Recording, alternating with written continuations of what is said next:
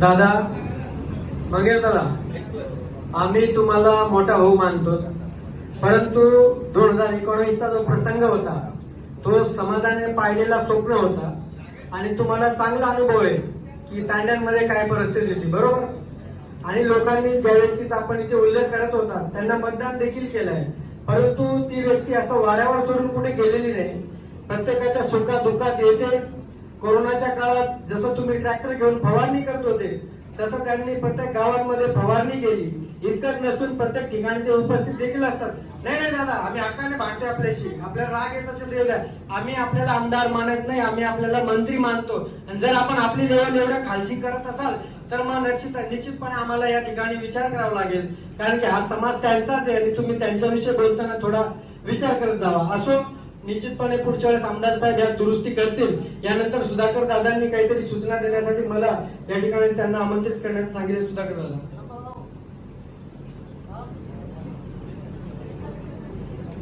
आमदार साहेब, तुम्ही 2019 विषयी विसरून जा.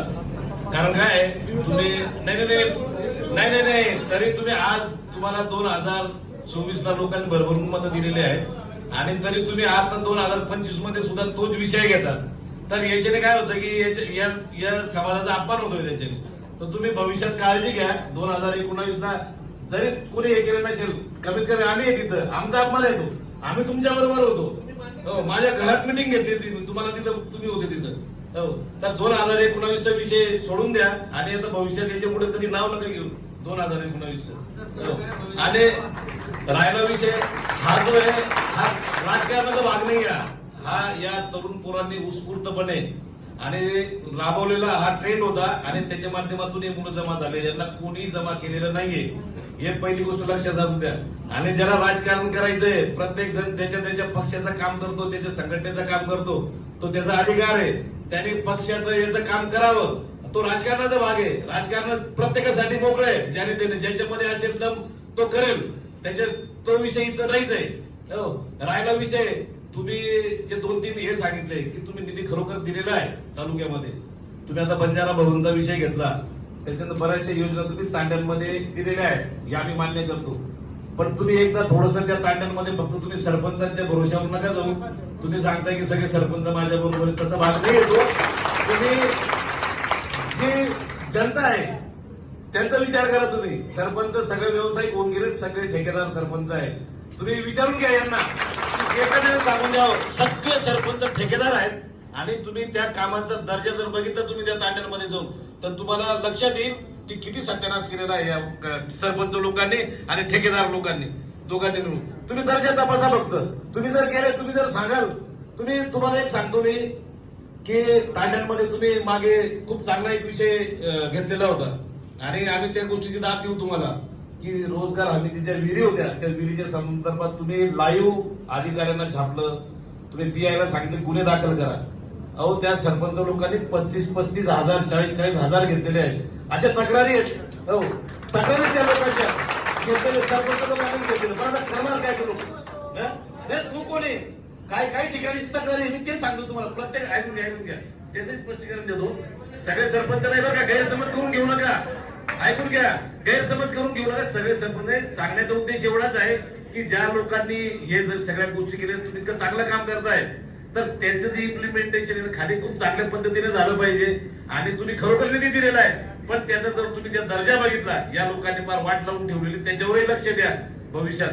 आणि समाज जो आहे हा बंजारा समाज, तुम्ही सांगितलं की संघटन, आम्ही ना फक्त समाजाचं संघटन करतोय, आम्हाला राजकारण करायचं नाहीये.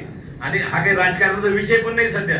आम्ही फक्त तुम्ही सांगून द्यावा कुठे राजकारणावर कुठं जाहीरपणे कुणी बोललेलं. राजकारणाच्या संदर्भात आता आमच्या मागचा संवाद मेळावाही झाला, त्यावेळेला आम्हाला समाजाला अशी अपेक्षा होती की तुम्ही किंवा ताई कुणीतरी आमच्या समाजाचा इतका मोठा कॅबिनेट मिनिस्टर 40गाव मध्ये आला, कुणी त्याला साधं फुल द्यायला सुद्धा आला नाही. हो, तेव्हा अशी भावना झाली लोकांची किंवा जाणीवपूर्वक केलं गेलंय का असं.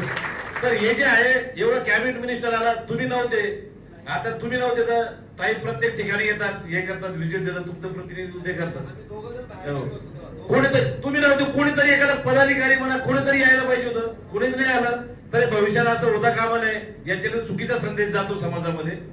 आणि आता आमची जी सध्या चाललेली मुवमेंट आहे अजून 2029 फार दूर आहे, कोण जगतं कोण मरतं 4 वर्षामध्ये 4-5 वर्षामध्ये.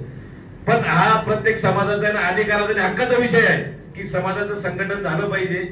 तुम्हाला एक सांगतो, आता सध्या चालू असलेला मराठा समाज या महाराष्ट्रामध्ये सगळ्यात जास्त आमदार खासदार सगळे मराठा समाजाचे आहेत. एवढं सगळं असताना मराठा समाजाच्या हातातच सत्ता आहे सगळी, तरी सुद्धा सामाजिक संघटन करून समाजासाठी एक माणूस लढतोय. आम्ही तर अजून उसच तोडतोय, आमच्या समाज उसच तोडतोय. आणि तुम्ही म्हणता की अजून याचं संघटन जर होऊ नये, मग तर फार वाईट अवस्था होईल. ही फक्त समाजाची चळवळ आहे, समाजाचं संघटन करतोय आम्ही. आम्हाला जेव्हा राजकारण करायचं असेल तेव्हा आम्ही राजकारण करू, त्याला वेळ आहे.